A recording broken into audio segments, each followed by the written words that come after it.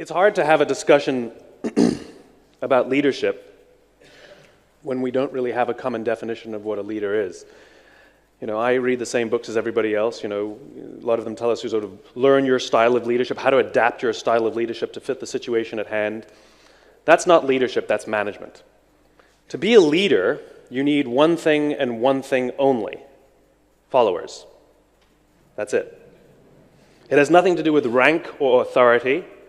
You are a leader when others raise their hands and volunteer to go in the direction you set. The question is, why should anyone follow you? There are many ways to get people to do the things that we want or to follow us. In fact, it all boils down to two things. You can either manipulate people or you can inspire them. Those are your options. We're all familiar with manipulations in the business world. Things like dropping your price. If you drop your price low enough, people will buy from you, right? This is the concept behind a sale. Things are priced to move. Promotions, 2 for 1, free toy inside, buy one, get one free. And in the business-to-business space, we call it value added. The concept is the same. It's giving stuff away for free to reduce someone's risk so they'll choose you over the competition. It is inherently manipulative. Fear, wonderful manipulator. If any of you are parents, you know exactly what I'm talking about. Peer pressure is another one. I'm sure we've all sat in our offices and had someone tell us, you know, 70% of your competitors are using our service. Why aren't you? Maybe 70% of my competitors are idiots. Or maybe 70% of them were offered a price so low they couldn't resist. I don't know. The point is, when we hear that the majority is doing something, we either fear that we're being left out or that they know something that we don't, and it influences our behavior. One of my favorite manipulations is what companies like to call innovation.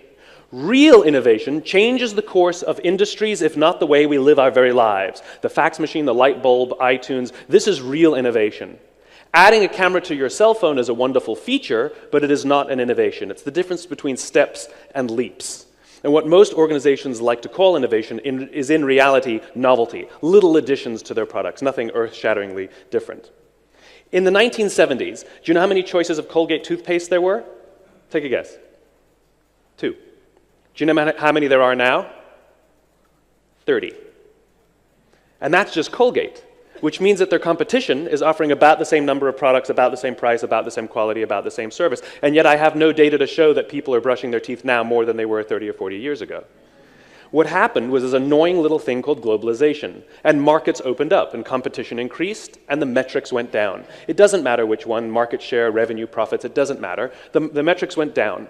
And then to combat that, the company added a new product. This one has fluoride. And people went, ooh, shiny. And they tried it, and the metrics went up. But the problem with competition is they compete, and they match the product about the same, and the metrics went down again. Well, it worked the first time, so we'll do it again, and again, and again, and again, until you have 30 different line extensions. And what's one of their big complaints these days, like so many other companies?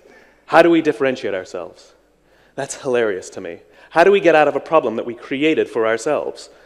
And so they resort to any number of the other manipulations. Now, I cannot dispute that these and many other manipulations work. They absolutely do. That's why we use them. The problem is, none of them breed loyalty. The problem is, none of them engender trust. The problem is, over the course of time, it costs more money because somebody has to pay for all this stuff. And over the course of time, it increases stress both for the buyer and for the seller. We live in a world today in which most products and most services, B2B or B2C, are sold this way. In other words, people are being bombarded with manipulations from all sides for all reasons from any number of products. It is stressful to be a decision maker these days. It is stressful to decide which product or which service is right for me. But it's equally as stressful to be on the selling side, in which we have to operate in a world in which the vast majority of things are sold through bombarding people with manipulations and promotions and value added. And so it's hard for us, if we truly have something special, to stand out in the crowd and be noticed. It's called stress. This is largely the world we live in today. But there's an alternative. That alternative is called inspiration. And there are only a few leaders and a few organizations that tend to rely vastly more on inspiration than manipulation. And I'll talk about some of the big ones, like Apple Computers or Harley-Davidson or Southwest Airlines. But you see the same pattern in great leaders like Nelson Mandela or Martin Luther King or John F. Kennedy. What I learned is that regardless of their size and regardless of their industry, Every single one of these organizations, every single one of these leaders with the capacity to inspire, they all think, act, and communicate the exact same way, and it's the complete opposite to the rest of us. All I did was write it down. And it's probably the world's simplest idea. I call it the golden circle. It's quite literally 3 concentric circles, a bullseye. In the middle is why, and the center ring is how, and the outside ring is what. I always like to joke that because I use a paper and a pen, I don't have AV problems. I have one. Let me define the terms. Every single organization on the planet knows what they do. These are the products we sell, the services we offer. Some know how they do it. Whether you call it your differentiating value proposition, your proprietary process, your USP, these are the things you think make you different or special or stand out from the crowd. But very, very few people and very, very few organizations can clearly articulate why they do what they do. And by why, I don't mean to make money. That's a result. By why, I mean what's your purpose, what's your cause, what's your belief? Why does your company exist? I mean, do we really need another one? Why did you get out of bed this morning? And why should anyone care? As a result, the way we think, the way we act, the way we communicate is from the outside in. We go from the clearest thing to the fuzziest thing. We tell people what we do, we tell them how we're different or how we're special, and we expect some sort of behavior, a vote, a purchase, support. But not those leaders and not those organizations with the capacity to inspire. Every single one of them, regardless of their size, regardless of their industry, thinks, acts, and communicates from the inside out. Let me give you an example. I use Apple frequently because they're easy to understand and we all get it. If Apple were like everyone else, a piece of communication would sound like this. We make great computers. They're beautifully designed, simple to use, and user-friendly. Want to buy one? Meh. This is normal. This is how most organizations communicate. Here's our new car. It's got tinted windows, great gas mileage, leather seats, choose us. Here's our law firm. We've got all the best lawyers. We went to all the best schools. We win all of our cases. We work with some of the largest companies. Hire us. Here's how Apple actually communicates. They start with why. Here's what they say. Everything we do, we believe in challenging the status quo.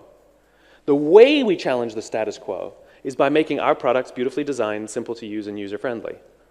We just happen to make great computers. Want to buy one?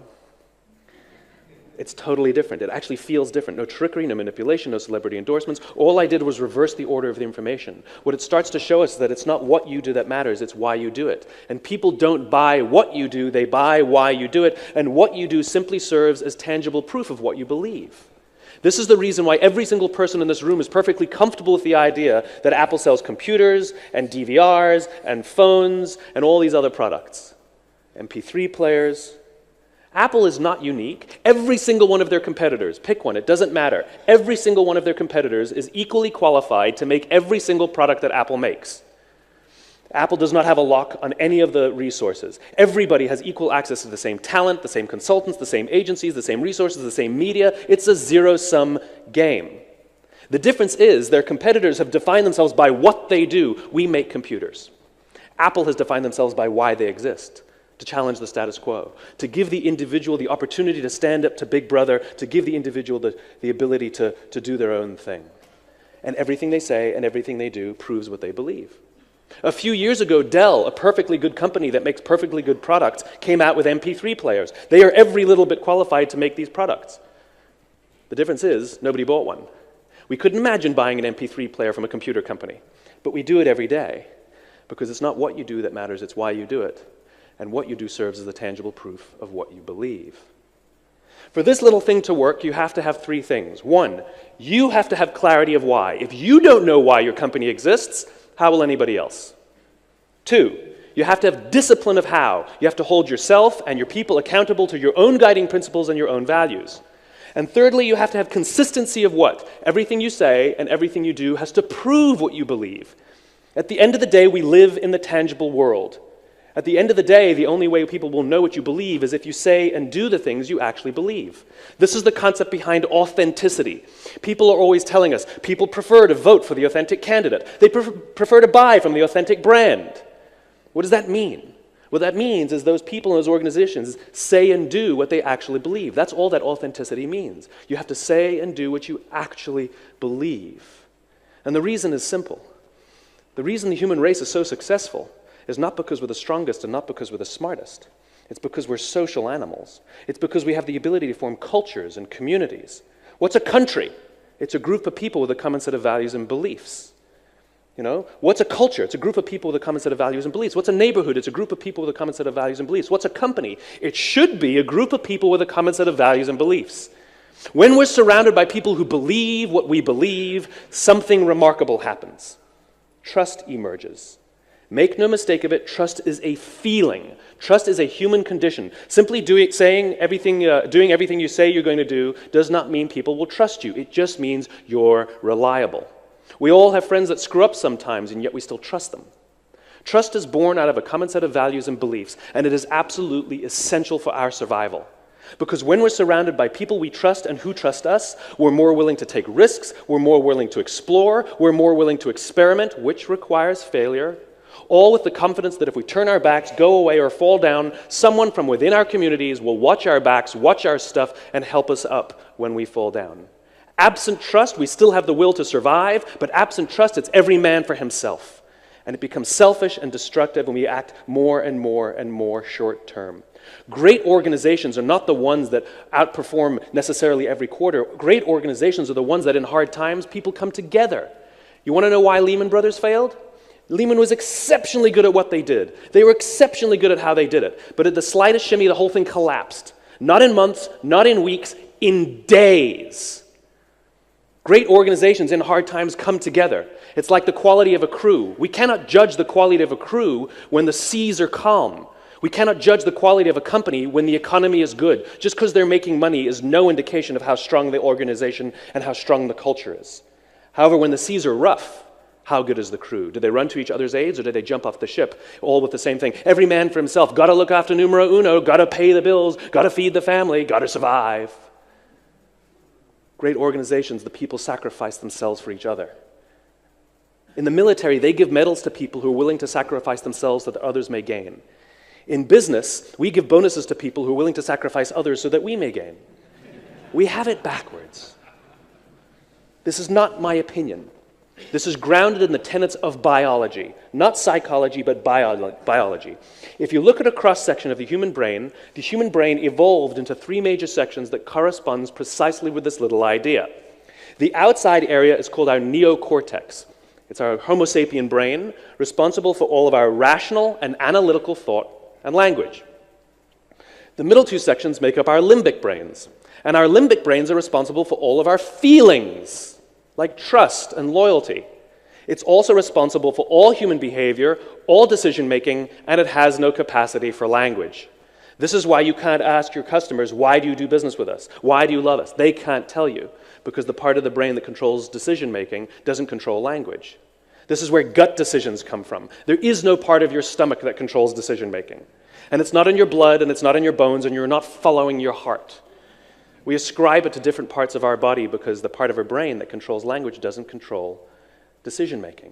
And it's not an accident that we use the verb to feel to describe gut decisions. I know all the data says we should do that, but it doesn't feel right. That would be biologically accurate. The part of the brain that controls feeling controls decision-making. This is also the reason why the question, why do you love your husband or why do you love your wife, is a difficult question. Why do you love your wife? I don't know. That's where most people start. You've been married for 15 years and you don't know why you love your wife, you know? She's smart, she's fun, I can trust her, I've known her forever, you know? Sounds like a golden retriever, right? And then we start saying things that don't even make sense, right? She completes me. Don't know what that means, right? I have a left arm and a left leg, she's got a right arm and a right leg, together we make one. I don't even know what it means. What we're attempting to do is verbalize the feelings we have towards a person or an organization with the part of the brain that doesn't control language. And so we make things up, we rationalize, or we actually say things that don't make sense. How many of you love your Macintosh computer or know someone who loves their Macintosh computer? Okay, they always put their hands up so quickly, they're always so excited. You can always tell people who love their Macs, because when you try to explain to them rationally, based on facts and figures, they actually bought substandard computers, they start foaming at the mouth. Right? But rationally speaking, that's exactly what happened. Rationally speaking, based on facts and figures, Macs are at least 25% more expensive than their PC counterparts, sometimes double their price. There's less software, there's fewer peripherals, and they're absolutely slower. I mean, there's nothing faster about them. I have one, and I get that spinning beach ball of death all the time, right? The difference is, Apple's not selling us one of these, they're selling us one of these. Because Apple is so clear about what they believe, so disciplined how they do things, and so consistent in what they do, it gets the point that their computers serve as a symbol of a set of values and beliefs. Those people who love their Macs didn't buy it just for the product based on the rational sensibilities and the rational differentiators. They bought it to demonstrate something about who they are. This is why Mac lovers love opening their computers in airports. Right? People with PCs don't open their computers in airports. They don't care. It's just a commodity. It's just a computer. And sometimes you see a PC with an Apple sticker. That's somebody telling you, my office gave me the computer. This is not really who I am. It's a symbol for who they are. Because you see, our survival depends on our ability to find people who believe what we believe. And because the part of the brain that controls behavior doesn't control language, we rely on stories and symbols and all of these things to help communicate who we are. This is why authenticity matters. Because if you say and do the things you actually believe, you will attract people who believe what you believe. If you lie, people will be drawn to the lie, but we will start to figure out that you don't actually believe those things, and so we don't trust you. This is why we don't generally trust politicians. Because when we sit down and evaluate all the things they tell us, yes, rationally speaking, all of their opinions happen to align completely perfectly with all the beliefs I have, but we know that they're not telling us things that they actually believe. And so we don't trust them. Trust is a very, very important thing. Our survival depends on it. We're highly, highly attuned to it. I had the great honor of visiting Quantico Marine Base in Quantico, Virginia. And on the day I was there, this is where the Marines select their officers who will then lead their Marines into battle. And the day I was there, the colonel in charge of OCS was about to give me a presentation on about their selection process and how they run things. And there happened to have been an incident while I was there. And they were considering throwing one of their Marines out of the Marine Corps. So of course, curious Simon, I said, well, what happened? You know, it must have been serious if you're considering throwing him out of the Marine Corps. And they said, we caught a guy falling asleep on watch. I said, in Virginia? Like, that's it? You know, it's not like he was in combat or something. You caught a guy falling asleep on watch in the woods of Virginia, and you're going to throw him out for that. A little strict, don't you think? And the guy said, no, you don't understand. He said when we questioned him about it, he denied it. When we questioned him about it again, he denied it again. And only when we gave him irrefutable proof that he had fallen asleep on watch did he say, and I quote, I want to take responsibility for my actions. And the problem we have in the Marine Corps is that you take responsibility for your actions at the moment you perform those actions, not at the point you get caught. You see, integrity matters, he said. If I'm going to put him in charge of a group of Marines in combat, and they're not 100% sure that every word that comes out of his mouth is the truth, if there's any doubt that he's saying things to cover his own skin, it puts people in danger and people will die. Unless you're completely, completely honest, we cannot have you in our Marine Corps and we cannot let you lead. Being honest is a very, very simple thing. All it means is you tell the truth. I would rather you disappoint with the truth than appease with a lie. And it goes back to our survival instinct. If we sense for a moment that someone is lying to us, the question is, will we be able to go into a foxhole with them? Again, there's a benefit to group living in an anthropological sense. It means that we can fall asleep and trust that others in our group will watch for danger. And if we don't trust that we can fall asleep and allow others to watch for danger, we fear they're going to take something from us or not alert us to danger or not wake us or not defend us, then we'll never fall asleep and we'll never trust anybody and eventually we'll all die. This is how powerful this stuff is. We all have the natural capacity to find people who believe what we believe. Like I said, we're hardwired for this. If I ask you to go out in the street and find the people who believe what you believe, you know exactly what to do. You're going to strike up a conversation. This is why we say sales is about relationships, no kidding, right? And you have an exchange with them, and sometimes there's good chemistry and sometimes there's not, whatever that means, right? Sometimes it's quick and sometimes it's slow. The point is it's not scalable. It's not scalable. But if I tell you to go outside and find all the people wearing red hats, it's easy. There's one, there's one, there's one, there's one. When you know what symbols to look for, it's easy to find the people who believe what you believe.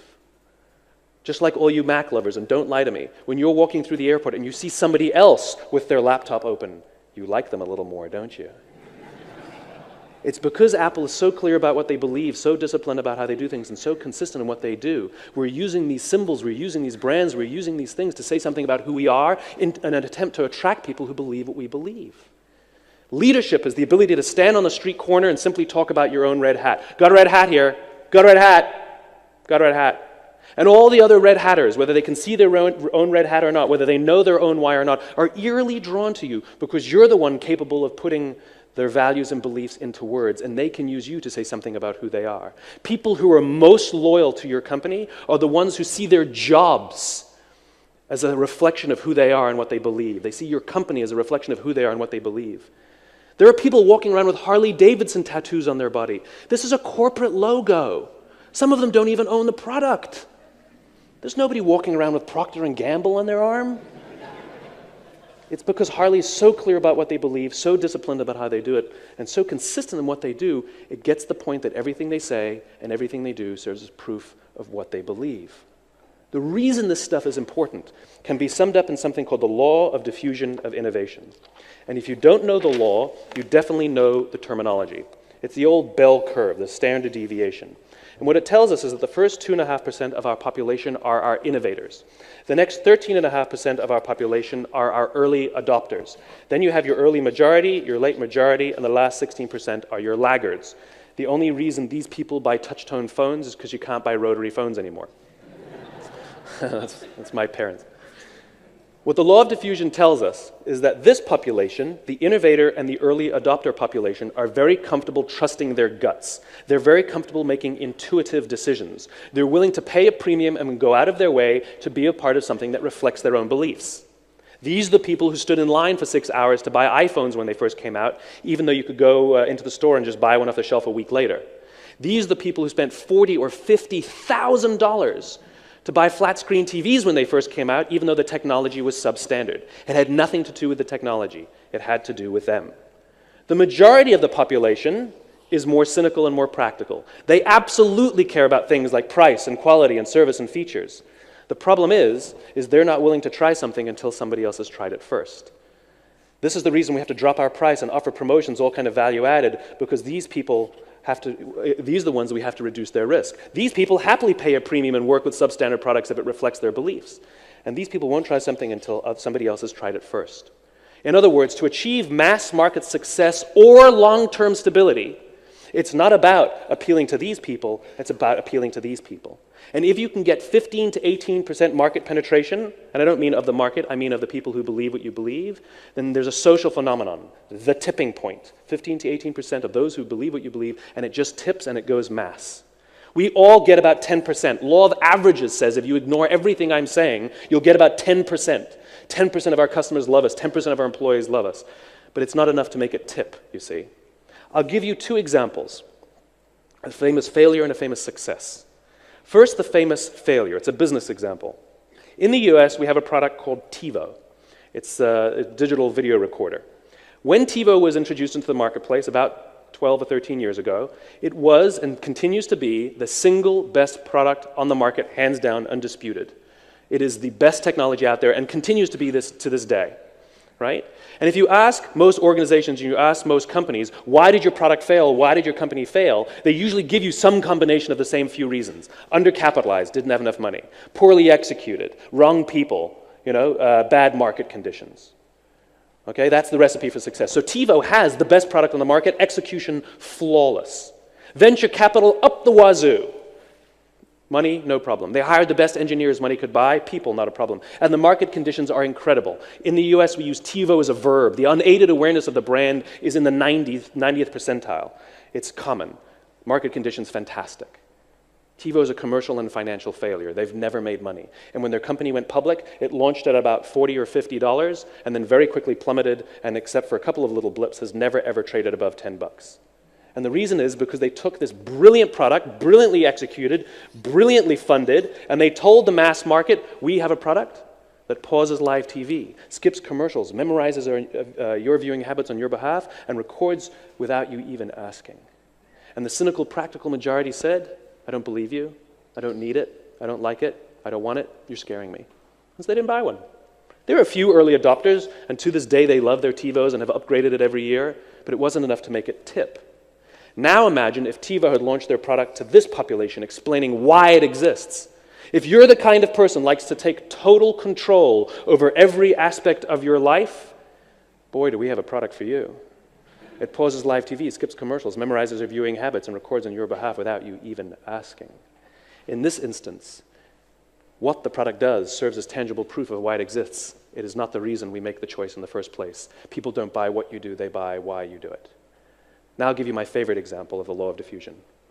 Martin Luther King, in 1963, August of 1963, gave his I Have a Dream speech, and 250,000 people showed up on the Mall in Washington to hear Dr. King speak. No invitations were sent out, and there was no website to check the date. How many emails did you get to show up here today? Right? It was 7, 8? It was 500 people here, right? Nothing. Right? Dr. King was not the only man in America who knew what had to change to bring about civil rights in that country. He wasn't the only great orator of the day. He wasn't the only man who suffered in a pre-civil rights America. In fact, he suffered less than most because he was off at university. He wasn't even the perfect man. He had his complexities, and we just don't talk about that stuff. The difference is he had a gift. He didn't go around telling people what we need to do, how we're going to do it. He went around and told people, I believe, I believe, I believe. And people who believed what he believed took his cause and made it their own. And they told people what they believed. And those people took that cause and made it their own, and they told people what they believed. And some built structures to get the word out more efficiently. And lo and behold, on the right day, on the right time, 250,000 people showed up on the Mall to hear him speak. How many of them showed up for him? 0. They showed up for themselves. It's what they believed. It's the America that they wanted to live in. It's the America that they wanted to raise their children in, that inspired them to get on a bus, travel for 8 hours, stand in Washington in the sun in the middle of summer, simply to hear him speak. Simply showing up was one of the things that they did in their life to prove what they believe. Even Dr. King, it wasn't about black versus white.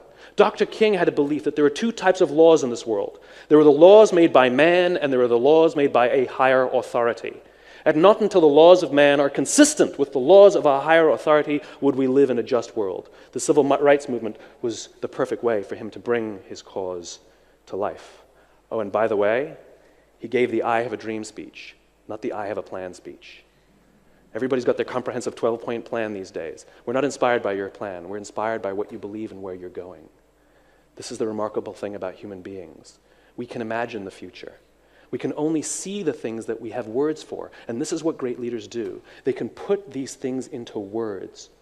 Let's imagine that this room is empty and we're standing over here in the corner. I give you a very simple instruction. I want you to go to that corner in a straight line. Off you go, no problem. And without telling you, I quickly put a chair in front of you. And what do? You go around the chair.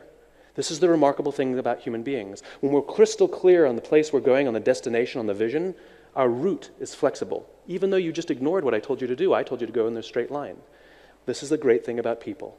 When we are clear in the destination, we are flexible on the route. Reset. Let's stand in the corner again. I give you a simple instruction. I want you to go in a straight line to some point in this room. And you say, well, where do you want me to go? I say, I don't know. You're smart. Pick a place. And so you pick an arbitrary point in the room and you start walking there. And without telling you, I quickly put a chair in front of you. And what do? You come to a grinding halt, or you make a sudden sharp turn. And I say to you, what are you doing? You say, well, how can I go in a straight line if you put a chair in front of me? In other words, when we're not clear on the destination or the destination is arbitrary, we become obsessed with the route. And now you think about how we do business these days. You know, what's your goal for the end of the year? To increase top-line revenues by $500 million. Why not $400 million? Why not $600 million? There are arbitrary points in the room.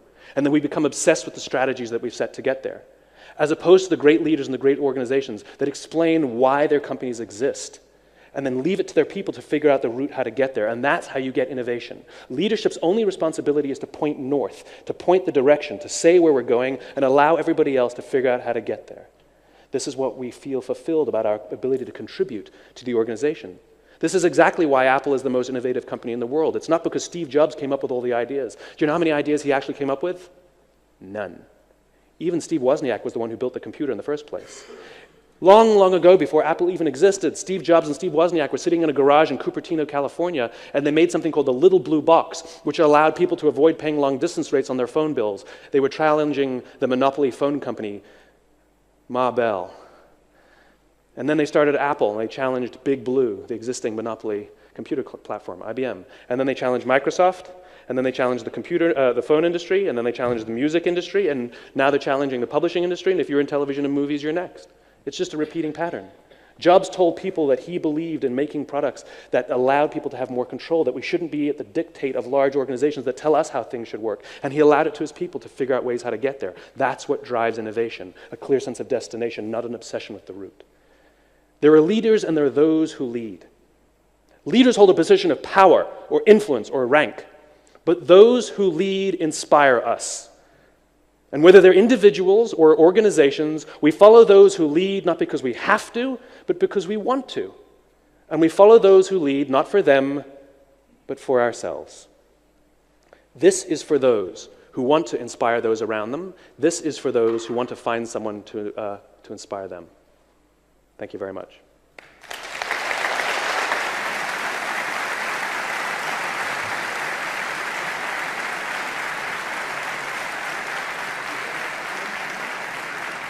So much. It sounds very good, with all due respect. Very well presented. Thank you. But how can these executives here be sure? How do you know that when they go back home and they start asking themselves the question why, that it is actually going to change the way their operation operate and the profit that they make? Well, how do I know? I don't. But you know, these things are like it's like having a family. You know, you as a parent know that the right thing to do to raise your children right is to afford them every ability to access to education, and you know that it's your responsibility to help them understand their strengths and build on their strengths, and you know that it's your responsibility to encourage and push them, sometimes discipline them, sometimes help them up, sometimes let them falter by themselves, all with the hope and aspiration that they will achieve more than even you could achieve. Unfortunately, you will not see the results of your investment for 30 years, 20 years. You're not going to see it, and yet we know that that's the right thing to do. You know, even at the age of 16, 17, 18, you have no clue if everything you've done as a parent will pay off, right? And yet instinctively, we still do what we believe and know is the right thing to do. Businesses are exactly the same. You have two families, one at work and one at home. Great leaders, great bosses, great coaches, great drill instructors, it doesn't matter. Those that have the responsibility for others act like parents. They take it upon themselves to give their employees access to as much education, as much competence, as much as they can learn, open the doors to them, allow them to fail, help them up, all with the desire and the want to see that they succeed beyond even what we could hope to achieve.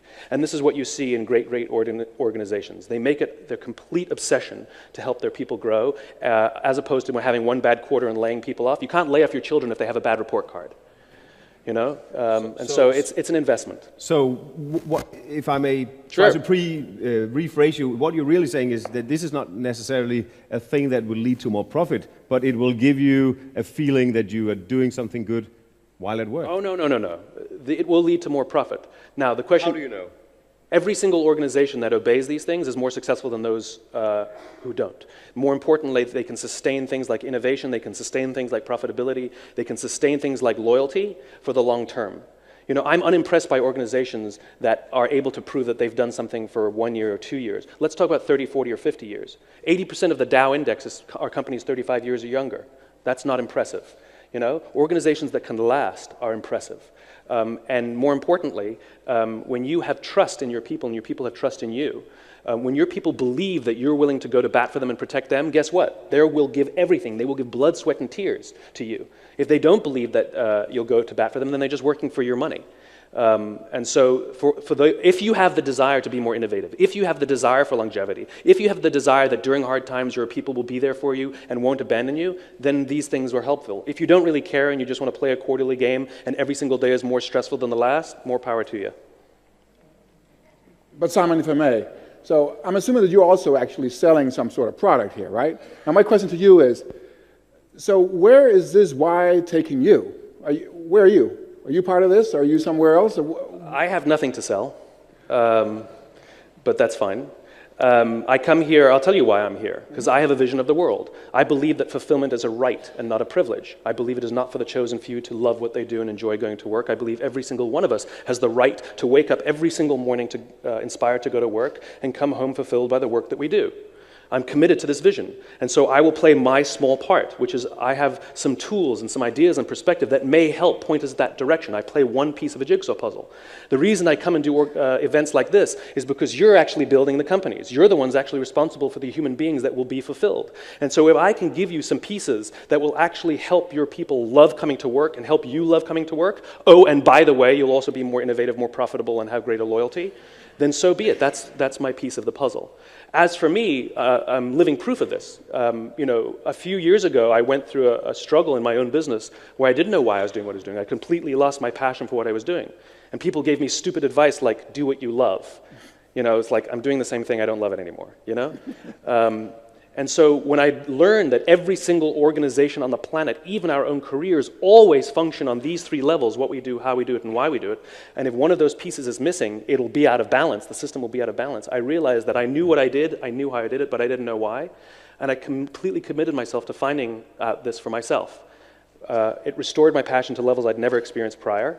I shared it with my friends, because that's what we do. We share beautiful things with the people we love. They invited me to their homes to share it with their friends, and so it goes on. And I'm the same idiot that I was, a few years ago. I'm still a moron when it comes to running a business. I haven't learned anything new. And yet the life that I lead right now, where I get to advise ambassadors and members of Congress, and I work at the highest levels of military and work with, CEOs of the largest corporations and get invited to nice places like this to speak to the likes of you, are not because I'm smarter than I was. It's because I made the conscious decision to start from here as opposed to starting from here. That certainly answers my question. Simon Sinek, thank you very much. You're welcome. Thanks a lot.